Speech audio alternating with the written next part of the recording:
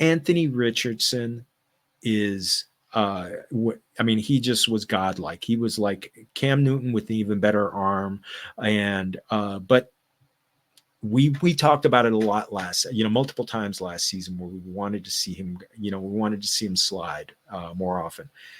Came through with a grade 3 AC joint sprain on October 8th, had surgery. He ended up having to have surgery on the 24th. And at the time, I remember you talking about where it was kind of like, I don't know if the word controversial is right, or the surgery that it was. I mean, it was just questionable. But there's been reports now he's expected to be back at OTAs in May and June. Could be close to 100% strength in his in that could he be getting close to 100% strength in that just incredibly howitzer of an arm? Yeah, no, absolutely. And even then, like, let's say he doesn't get 10% of his strength back, right? He still had a freaking cannon on him, right? Like he's an absolute beast. He's a monster. The surgery itself, it wasn't necessarily controversial. You just don't see those type of repairs happen very often. Usually those injuries can heal pretty well on their own. So the fact that it was severe enough for them to undergo the surgery was just notable, right? It was something to note. But I do expect him to get back to where he was before. I expect him to hopefully, again, inherit some of that Lamar Jackson, slide a little bit more. I don't expect him to necessarily be injured more, right? I don't necessarily expect that. And I think any injury discount you can get on Anthony Richardson, I would take it right now. People are going to forget about him. He had, he didn't shine long, but he shined bright. And I think that's a good sign of things to come for Anthony Richardson. And honestly, I'm excited to draft him basically everywhere. Yeah, he's going off in early expert consensus rankings. He's the QB6. He did have 2 games over 20 fantasy points. One of them was almost 30 fantasy points at 29.6. So you talked about the sliding.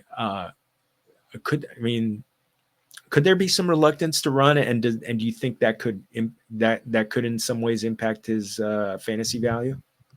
I heard I think it might have been Danny Kelly or someone over at the Ringer. Maybe it was Ben Solak. They made a really pertinent point, and they basically said, and a lot of people have said this, it's not just them, right? A quarterback in their DNA is who they are, right? And from high school, right? I know this was a big deal with Tua as well, Tua Tagovailoa. Basically, the point that was being made with Tua was he in his DNA, he's the same guy he was in high school, just at a more refined level, right? Guys, quarterbacks specifically, play who they are. And that's what I expect out of Anthony Richardson.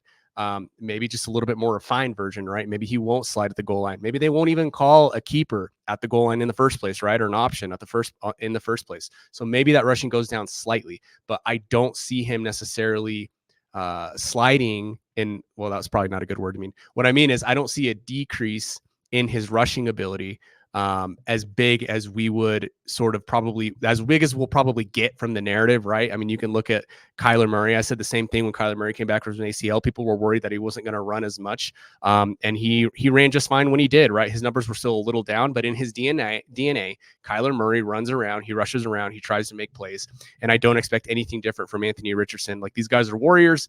It's in the past. Maybe there's some apprehension, but I don't think there's going to be enough of a decrease or a change for it really to impact fantasy.